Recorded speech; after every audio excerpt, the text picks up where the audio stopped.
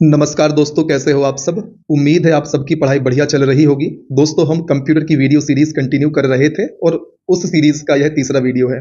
यदि आपको हमारी यह सीरीज पसंद आती है तो कृपया आप हमारी वीडियोस को लाइक करें और अधिक से अधिक ऐसे विद्यार्थियों तक शेयर जरूर करें जो आपकी ही तरह किसी एग्जाम की तैयारी कर रहे हैं जिसमें कंप्यूटर को पूछा जाता है, ताकि वह भी हमारी इस वीडियो का लाभ ले पाएं। और दोस्तों, यदि आप इस वीडियो का अधिकतम लाभ लेना चाहते हैं तो आप इस पुस्तक को मार्केट से जरूर परचेज करें और वीडियो देखते समय अपने सामने उस पुस्तक को रखें। तो चलिए दोस्तों, शुरू करते हैं आज का वीडियो, जिसमें हम बात करेंगे कंपोनेंट ऑफ कंप्यूटर अर्थात कंप्यूटर के भाग की। दोस्तों, यहाँ पर 3 भागों में कंप्यूटर को बांटा गया है: system unit, input unit, output unit. सबसे पहले हम चर्चा करेंगे सिस्टम यूनिट की। दोस्तों, सिस्टम यूनिट कंप्यूटर का मुख्य भाग है जिसमें केंद्रीय इकाई सीपीयू होता है। दोस्तों, आपको सीपीयू को सिस्टम यूनिट नहीं कहना है। सीपीयू सिस्टम यूनिट के अंदर केंद्रीय इकाई के रूप में कार्य करता है। दोस्तों, सीपीयू कंप्यूटर का मस्तिष्क कहलाता है। सिस्टम यूनिट एक बॉक्स होता है जिसमें सीपीयू के अलावा कंप्यूटर की कई डिवाइस और सर्किट लगे होते हैं, जो एक मुख्य सर्किट मदरबोर्ड से जुड़े रहते हैं। आपको ध्यान रखना है दोस्तों, सिस्टम यूनिट एक बॉक्स जैसी संरचना होती है जिसमें सीपीयू के साथ साथ और भी दूसरे डिवाइसेस और सर्किट लगे होते हैं, जो एक मुख्य सर्किट या बड़े सर्किट से जुड़े होते हैं, जिसे हम कहते हैं मदरबोर्ड। दोस्तों, सीपीयू में कंट्रोल यूनिट, जिसको हम सीयू कहते हैं, अर्थमेटिक लॉजिक यूनिट, जिसको हम एएलयू कहते हैं, और मेमोरी यूनिट शामिल होती है, जिसको हम एमयू कहते हैं। स्कूल टाइम में आपने पढ़ा होगा, सीपीयू के 3 भाग होते हैं: control unit CU, arithmetic logic unit अर्थात एएलयू और मेमोरी यूनिट। अब हम चर्चा करेंगे कंट्रोल यूनिट की।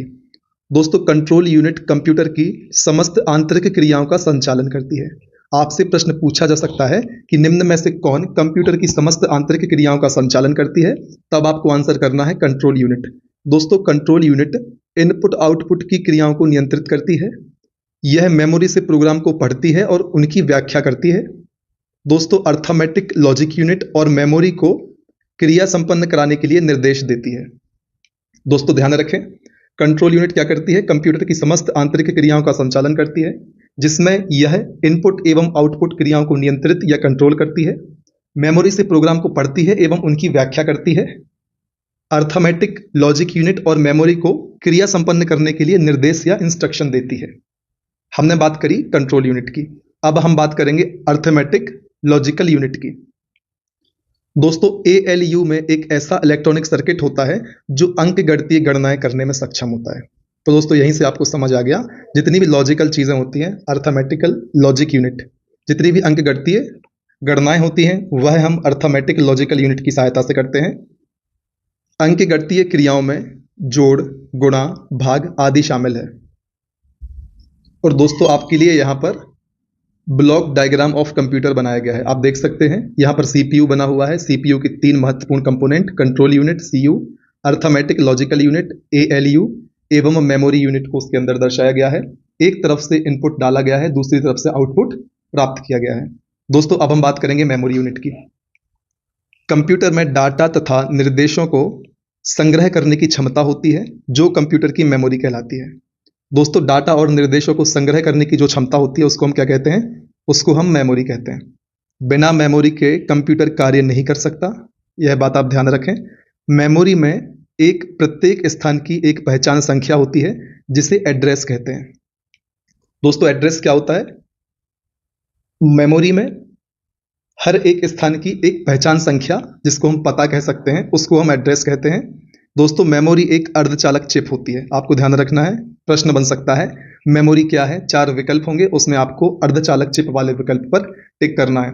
और दोस्तों, मेमोरी यूनिट की डिटेल में चर्चा हम मेमोरी वाले अध्याय में करेंगे, जो इस पुस्तक में अलग से आपके लिए एक सेपरेट अध्याय बनाया गया है। दोस्तों, अब हम चर्चा करते हैं इनपुट यूनिट की। दोस्तों, वह यूनिट जिसके द्वारा कमांड या इंस्ट्रक्शन को लिया जाता है, इनपुट यूनिट कहलाती है। उदाहरण: keyboard, mouse, joystick, scanner, floppy disk, barcode reader आदि। दोस्तों, कहने का मतलब है जिसके माध्यम से हम कंप्यूटर को अपना कार्य करवाने के लिए निर्देश देते हैं, उस यूनिट को हम इनपुट यूनिट कहते हैं। और इनपुट देने के लिए हम कीबोर्ड का सहारा लेते हैं। कीबोर्ड की सहायता से, माउस की सहायता से, जॉयस्टिक की सहायता से इन सब डिवाइसेस की सहायता से हम कंप्यूटर को इनपुट प्रदान करते हैं। अब हम चर्चा करते हैं आउटपुट यूनिट की। दोस्तों, कंप्यूटर सिस्टम की वही यूनिट जिसके द्वारा लिए गए कमांड व इंस्ट्रक्शन को प्रोसेस करके रिजल्ट दर्शाया जाता है, उसे आउटपुट यूनिट कहा जाता है। दोस्तों, ये सीपीयू कंप्यूटर है। इनपुट यूनिट से हम कंप्यूटर को निर्देश देते हैं एवं आउटपुट यूनिट से हम रिजल्ट को प्रोसेस करके प्राप्त कर पाते हैं, जैसे कि मॉनिटर, प्रिंटर, प्लॉटर। यह सब दोस्तों आउटपुट डिवाइसेस हैं जिनकी सहायता से हम कंप्यूटर से परिणाम को प्राप्त करते हैं। मॉनिटर से हम सॉफ्ट कॉपी में परिणाम को प्राप्त करते हैं, डिस्प्ले पर हम रिजल्ट को देख पाते हैं। प्रिंटर की सहायता से हम हार्ड कॉपी में परिणामों को आउटपुट के रूप में प्राप्त करते हैं। दोस्तों, अब हम चर्चा करेंगे कंप्यूटर की विशेषताओं की, जिसमें हम बात करेंगे गति, शुद्धता, सक्षमता, स्मरण शक्ति, व्यापक उपयोगिता, स्वचालन। इन सभी बिंदुओं पर हम कंप्यूटर की विशेषता की चर्चा करेंगे। सबसे पहले हम शुरुआत करेंगे कंप्यूटर की गति या स्पीड से। दोस्तों, कंप्यूटर जटिल से जटिल गणनाओं को कुछ ही सेकंडों में हल कर लेता है। एक पर्सनल कंप्यूटर अरबों गणनाओं को 1 सेकंड से भी कम समय में हल कर सकता है। इतनी बात हम सभी जानते हैं। इसके अलावा दोस्तों, सुपर कंप्यूटर की गति मापने की इकाई फ्लॉप है। दोस्तों, फ्लॉप्स का फुल फॉर्म है फ्लोटिंग ऑपरेशन पर सेकंड। आपको ध्यान रखना है, सुपर कंप्यूटर की गति को मापने की इकाई फ्लॉप्स होती है और फ्लॉप्स का फुल फॉर्म होता है फ्लोटिंग ऑपरेशन पर सेकंड। आपको फुल फॉर्म में भी याद रखना है, आपके एग्जाम में कहीं से भी किसी भी प्रकार का प्रश्न पूछा जा सकता है। अब हम बात करेंगे कंप्यूटर की शुद्धता या एक्यूरेसी की। दोस्तों, कंप्यूटर को एक बार सही निर्देश देने के बाद वह सारे परिणाम सही निकालता है। दोस्तों, कंप्यूटर से किसी भी कार्य को करवाने के लिए हमें सिर्फ एक बार निर्देश देना होता है, फिर चाहे बाद में हम कंप्यूटर को या कंप्यूटर से उस कार्य को कितनी भी बार करवाएं, कंप्यूटर उस कार्य को दिए हुए निर्देशों के अनुसार पूर्णतः सही ही करेगा। यहां पर आपको यह बात समझाने का प्रयास किया जा रहा है। कंप्यूटर से प्राप्त परिणामों में होने वाली गलतियां मानवीय गलतियों के कारण होती हैं। कंप्यूटर में खराबी आने से या वायरस आ जाने से भी वह गलत परिणाम निकाल सकता है। तो दोस्तों, शुद्धता में आपके लिए बताया जा रहा है, आपको कंप्यूटर को निर्देश सिर्फ एक बार देना है और उस निर्देश के आधार पर जितने भी कार्य होते हैं आप कंप्यूटर से कितनी भी बार करवा सकते हैं। हर बार कंप्यूटर उतनी ही शुद्धता के साथ उन कार्यों को करके देगा जितना कि उसने पहली बार जब आपने निर्देश दिया था तब किया था। इसी प्रकार से दोस्तों, यदि परिणामों में कोई भिन्नता या त्रुटि होती है तो या तो वह मानवीय गलतियों से या कंप्यूटर में कोई खराबी या वायरस आ जाए, इस कारण से हो सकता है कि कंप्यूटर आपको गलत परिणाम दे दे। अब हम बात करेंगे सक्षमता की। सक्षमता, डिलीजेंसी।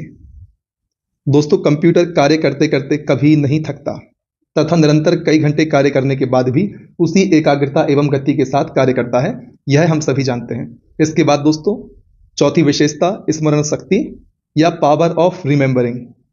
कंप्यूटर में भी मानव मस्तिष्क की तरह स्मरण शक्ति होती है, जिसमें लाखों करोड़ों आंकड़े संग्रह करके रखे जा सकते हैं एवं आवश्यकता के अनुसार हम इन आंकड़ों को कभी भी फिर से देख सकते हैं। यह सभी बेसिक बातें हैं जो लगभग सभी विद्यार्थियों को पहले से ही पता होती हैं। इसके अलावा दोस्तों, व्यापक उपयोगिता। कंप्यूटर का उपयोग अनेक तरह के कार्यों में किया जाता है। स्कूल, कॉलेज, अस्पताल, फैक्ट्री, घर, हम सभी जानते हैं कहाँ कहाँ आज लगभग हर क्षेत्र में कंप्यूटर का उपयोग किया जा रहा है। इसके अलावा स्वचालन या ऑटोमेशन। दोस्तों, कंप्यूटर में स्वचालन का गुण होने से इसके प्रयोग से मानव श्रम एवं समय की बचत होती है। काफी सारे ऐसे काम होते हैं दोस्तों जो कंप्यूटर ऑटोमेटिकली कर लेता है। यदि कंप्यूटर में यह गुण नहीं होता तो वह कार्य हमें करना होता, जिससे हमारा अतिरिक्त श्रम लगता एवं समय की बर्बादी होती। तो दोस्तों, कंप्यूटर ऑटोमेटिक होता है, इससे मानव श्रम एवं मानव के समय की बचत होती है। दोस्तों, इसके बाद हम बात करेंगे संग्रह क्षमता की। दोस्तों, कंप्यूटर की संग्रह क्षमता बहुत अधिक होती है। इसमें लाखों करोड़ों आंकड़े संग्रह करके रखे जा सकते हैं। दोस्तों, आपके लिए यहां पर एक फैक्ट बताया जा रहा है। कंप्यूटर साक्षरता दिवस 2 दिसंबर और कंप्यूटर सुरक्षा दिवस 30 नवंबर को मनाया जाता है। आपको बिल्कुल भी कंफ्यूज नहीं होना है दोस्तों। कंप्यूटर साक्षरता दिवस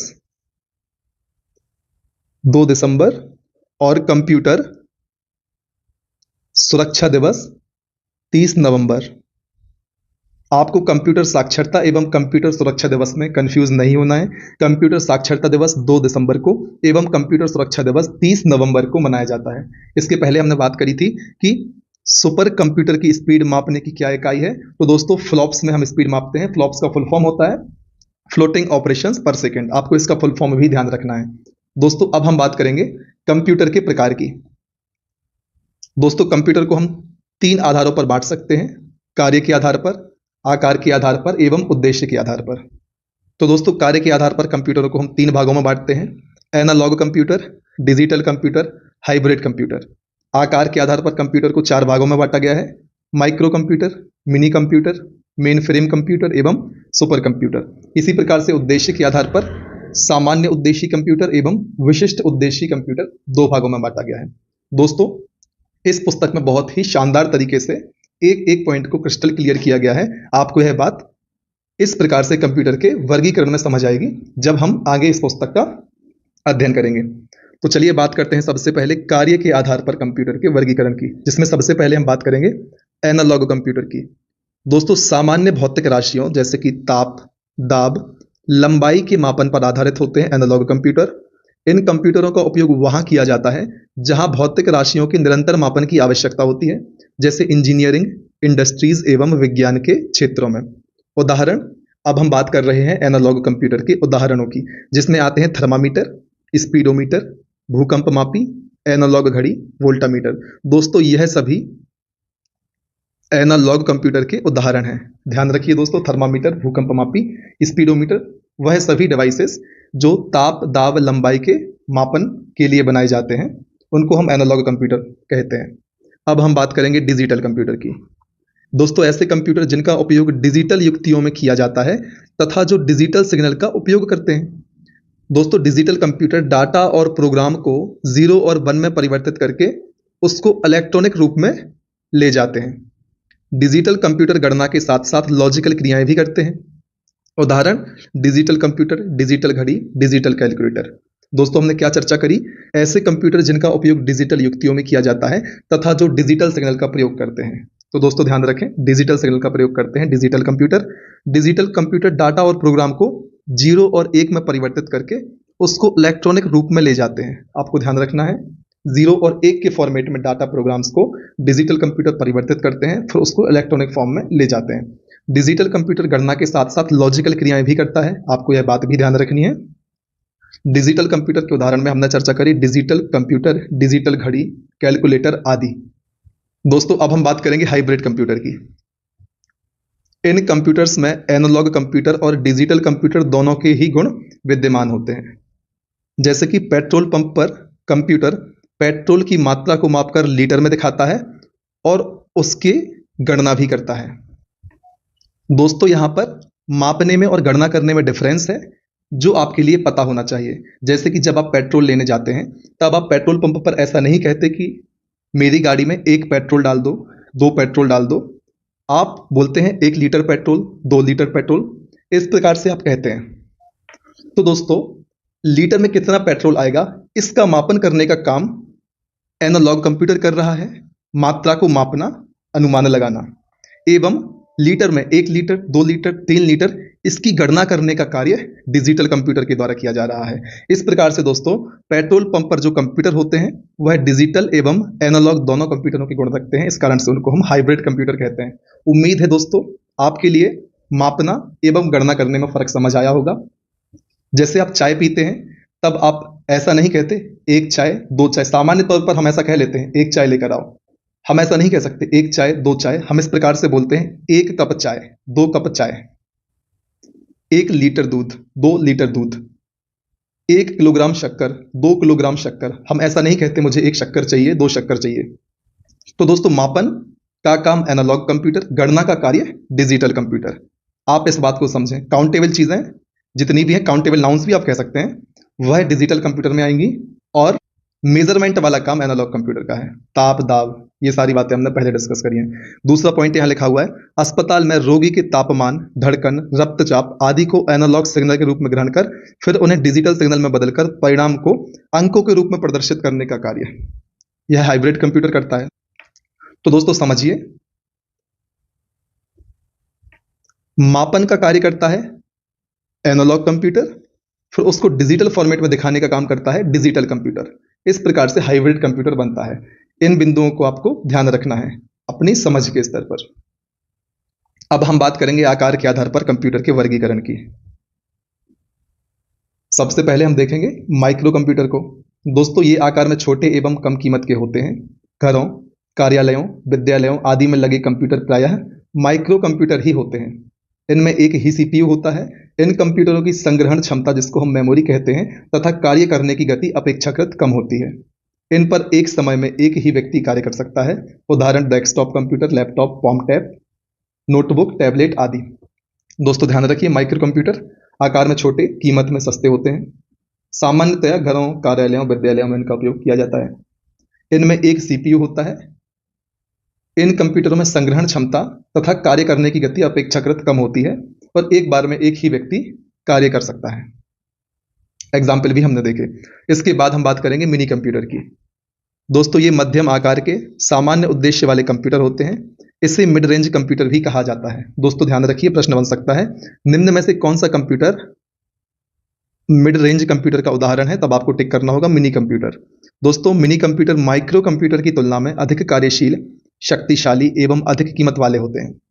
इनकी संग्रहण क्षमता एवं कार्य करने की गति अपेक्षाकृत अधिक होती है। यह कहने का मतलब है माइक्रो कंप्यूटर से अधिक होती है।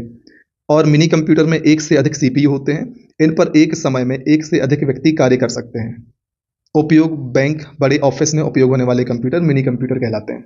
ध्यान रखें दोस्तों, सामान्य उद्देश्य वाले मिड रेंज कंप्यूटर होते हैं। माइक्रो कंप्यूटर की तुलना में इनकी क्षमता ज़्यादा होती है। इनमें एक से अधिक सीपीयू होते हैं। ऐसा होने से एक समय में एक से अधिक व्यक्ति कार्य कर सकते हैं। अलग अलग प्रकार के कार्यों की बात की जा रही है दोस्तों एक समय में, है ना। इस बात का आप जरूर ध्यान रखें। इसके बाद हम बात करेंगे तीसरे नंबर पर मेन फ्रेम कंप्यूटर की। दोस्तों ये आकार में बहुत बड़े होते हैं। इनकी संग्रहण क्षमता एवं कार्य करने की गति बहुत अधिक होती है। इन कंप्यूटरों पर एक समय में कई व्यक्ति कार्य कर सकते हैं। इनका उपयोग रेलवे आरक्षण, बीमा कंपनियों, अनुसंधान संस्थान, एयरपोर्ट आदि में उपयोग किया जाता है। इसके बाद चौथे नंबर पर हम बात करेंगे सुपर कंप्यूटर की। दोस्तों ये आकार में सबसे बड़े कंप्यूटर होते हैं। इनकी संग्रहण क्षमता एवं कार्य करने की गति भी सर्वाधिक होती है। अधिक जटिल एवं उच्च कोटि की शुद्धता वाली गणनाएं सुपर कंप्यूटर से ही की जाती हैं और ये सबसे महंगे होते हैं। दोस्तों इनमें सब कुछ ज्यादा है ना। इन पर भी अनेक व्यक्ति एक साथ कार्य कर सकते हैं। हम पहले ही चर्चा कर चुके हैं दोस्तों, सुपर कंप्यूटर की गति की गणना हम फ्लॉप में करते हैं। दोस्तों फ्लॉप्स का फुल फॉर्म होता है फ्लोटिंग ऑपरेशन पर सेकेंड। दोस्तों सुपर कंप्यूटर का उपयोग वैज्ञानिक अनुसंधान, मौसम अनुसंधान, अंतरिक्ष अनुसंधान, रक्षा संगठन, नाभिकीय संयंत्रों के नियंत्रण, अनुवांशिकी अभियांत्रिकी में उपयोग होने वाले कंप्यूटरों में हम अक्सर सुपर कंप्यूटर का ही उपयोग करते हैं।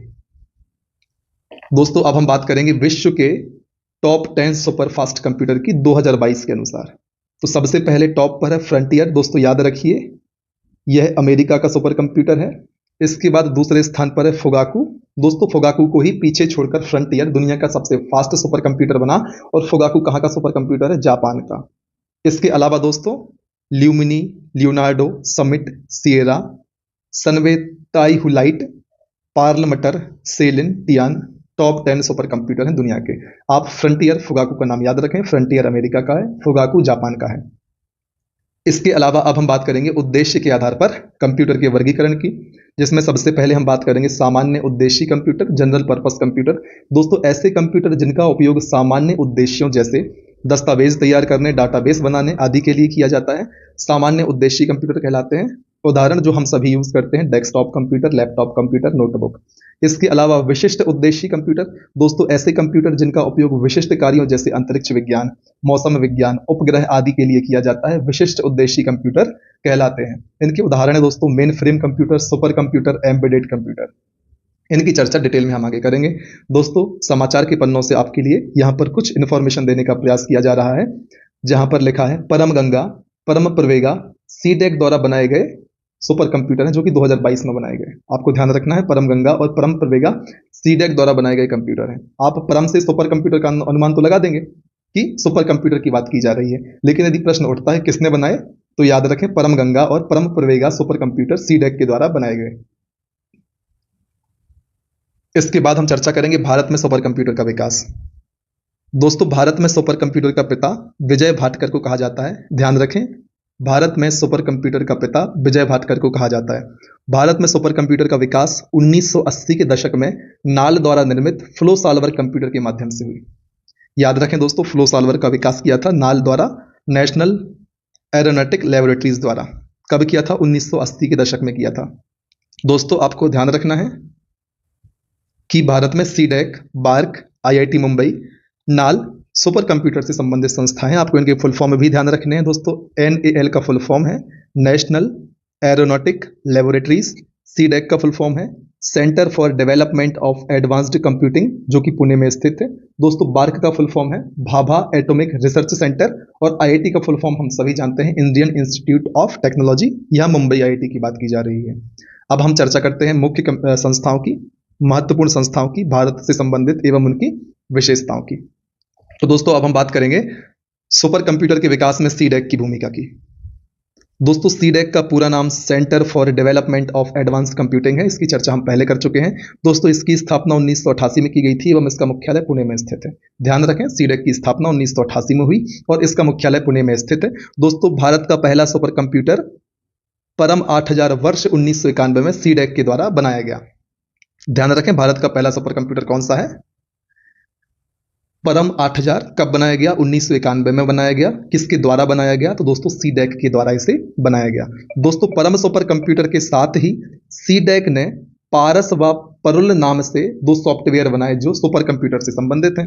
अब प्रश्न उठ सकता है कि पारस और परुल का संबंध किससे है? तब आपको ध्यान रखना है इनका संबंध सुपर कंप्यूटर से है। अब हम बात करेंगे डीआरडीओ की भूमिका। दोस्तों डीआरडीओ के विशेष विभाग अनुराग ने पेस PACE अर्थात processor for aerodynamic computation and evolution नाम से सुपर कंप्यूटर की श्रृंखला का विकास किया। तो दोस्तों यहां से प्रश्न बन सकते हैं। तो दोस्तों प्रश्न कैसा बनेगा? पेस क्या है? पेस है सुपर कंप्यूटरों की श्रृंखला। क्वेश्चन बनेगा पेस का फुल फॉर्म क्या है? तो वह है processor for aerodynamic computation and evolution. पेस का विकास किसने किया? आंसर होगा अनुराग ने किया। क्वेश्चन बनेगा अनुराग क्या है? तो अनुराग है डीआरडीओ का विशेष विभाग। या क्वेश्चन बनेगा अनुराग का संबंध निम्न में से किससे है या किस विभाग से है? तब आप आंसर करेंगे डीआरडीओ से। दोस्तों अगला बिंदु है 1996 में इसी का विकसित रूप पेस प्लस जारी किया गया, जिसकी क्षमता 1 गीगाफ्लॉप से अधिक थी। अंतरराष्ट्रीय बाजार में इसे पेस स्पार्क के नाम से जारी किया गया। याद रखना दोस्तों, पेस स्पार्क का संबंध सुपर कंप्यूटर से है, डीआरडीओ से है। अब हम बात करते हैं बार्क की भूमिका की। तो दोस्तों कंप्यूटर या सुपर कंप्यूटर के निर्माण में बार्क के द्वारा अनुपम नाम से सुपर कंप्यूटर का निर्माण किया गया। दोस्तों आपके लिए यहां पर फिर कंफ्यूजन हो सकता है अनुराग में और अनुपम में। तो दोस्तों ध्यान रखें, अनुपम बार्क का सुपर कंप्यूटर है और अनुराग क्या है? डीआरडीओ का विशेष विभाग है जिसने पेस सुपर कंप्यूटर की श्रृंखला का विकास किया। दोस्तों इसका विशेष उपयोग नाभिकीय विज्ञान में होता है। किसका विशेष उपयोग होता है दोस्तों? अनुपम का। अनुपम का निर्माण किसने किया? बार्क ने किया। बार्क का फुल फॉर्म क्या होता है? Bhabha atomic research centre. अब हम बात करेंगे PRL की भूमिका की। तो दोस्तों जून 2015 में भौतिकी अनुसंधान प्रयोगशाला अहमदाबाद ने भारत में विक्रम 100 सुपर कंप्यूटर का निर्माण किया। दोस्तों विक्रम 100 सुपर कंप्यूटर का निर्माण किसने किया? भौतिक अनुसंधान प्रयोगशाला ने किया। यह कहाँ स्थित है? यह अहमदाबाद में स्थित है। दोस्तों याद रखना, यह विक्रम 100 नाम इसरो के जनक के नाम पर पड़ा, विक्रम साराभाई, है ना। अब हम बात करेंगे वर्तमान स्थिति की। तो दोस्तों भारत में नेशनल सुपर कंप्यूटर मिशन को चलाया जा रहा है। इस मिशन की जिम्मेदारी सुपर कंप्यूटर के विकास को तेजी देने के लिए सीडेक और IICS या IISc होना चाहिए, बेंगलोर को सौंपी गई। ध्यान रखें दोस्तों, नेशनल सुपर कंप्यूटर मिशन की जिम्मेदारी किसे सौंपी गई? सीडेक और IISc बेंगलोर को। दोस्तों इस मिशन के तहत देश में सुपर कंप्यूटर ग्रिड को नॉलेज नेटवर्क से जोड़ा जाएगा।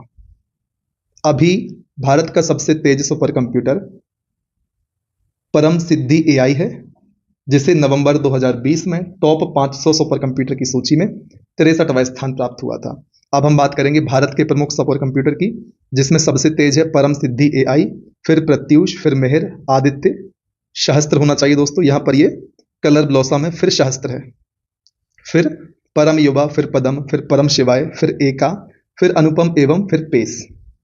तो दोस्तों इतनी बातों का हमें ध्यान रखना है। दोस्तों अब हम बात कर लेते हैं कंप्यूटर के उपयोग की। तो दोस्तों कंप्यूटर का उपयोग हम संचार के क्षेत्र में करते हैं, रेल, बस, हवाई जहाज की समय सारणी ज्ञात करने में, परीक्षाओं के परिणाम जानने में, विश्व के प्रमुख समाचार पत्र ऑनलाइन पढ़ने में, इंटरनेट पर संदेशों को भेजने में। व्यापार के क्षेत्र में दोस्तों हम कंप्यूटर का उपयोग करते हैं हिसाब किताब लेखा जोखा रखने में, ई कॉमर्स ई बैंकिंग के तहत व्यापार बढ़ावा देने में, सिनेमा हॉल होटल यात्रा आदि की बुकिंग में। दोस्तों इन सभी बातों को हम ऑलरेडी जानते हैं, इसलिए सिर्फ सरसरी निगाहों से एक बार हम इन पर चर्चा कर लेते हैं। चिकित्सा के क्षेत्र में दोस्तों कंप्यूटर का उपयोग सीटी स्कैन, एमआरआई, एक्सरे आदि में। दोस्तों इनके फुल फॉर्म आपको पता होने चाहिए।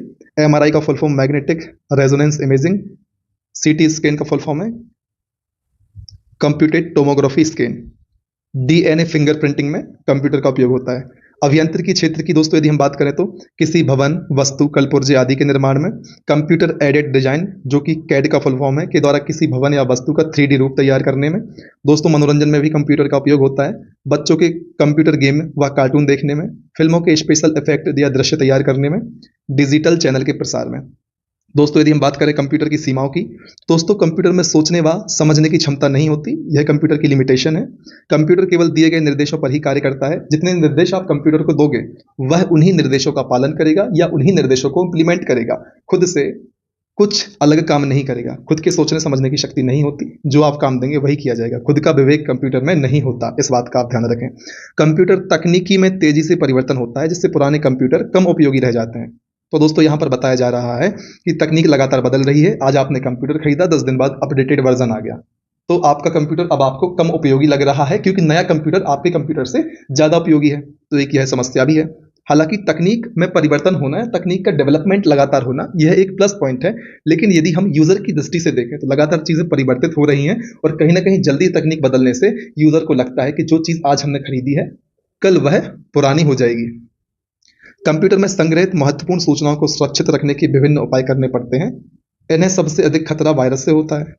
तो दोस्तों यहाँ पर सुरक्षा की बात भी की जा रही है कि कंप्यूटर में हम डाटा संग्रहित कर लेते हैं, लेकिन दिक्कत है वायरस अटैक ना हो जाए या वायरस के झांसे में हमारा कंप्यूटर ना आ जाए। ई कॉमर्स, ई बैंकिंग, एटीएम आदि में धोखाधड़ी के भी अनेक किस्से सामने आ रहे हैं। दोस्तों इसके अलावा आपसे बात करी गई है अन्य महत्वपूर्ण तथ्यों की, जो आपके एग्जाम में पूछे जा सकते हैं, जिनमें शामिल है दोस्तों कंप्यूटर से जुड़े सभी भौतिक भाग जिन्हें हम देख सकते हैं और छू सकते हैं, वह हार्डवेयर कहलाते हैं। इनको हम देख सकते हैं एवं छू सकते हैं। कंप्यूटर से कार्य करवाने के लिए दिए जाने वाले निर्देशों को सॉफ्टवेयर कहते हैं। दोस्तों सॉफ्टवेयर क्या होता है?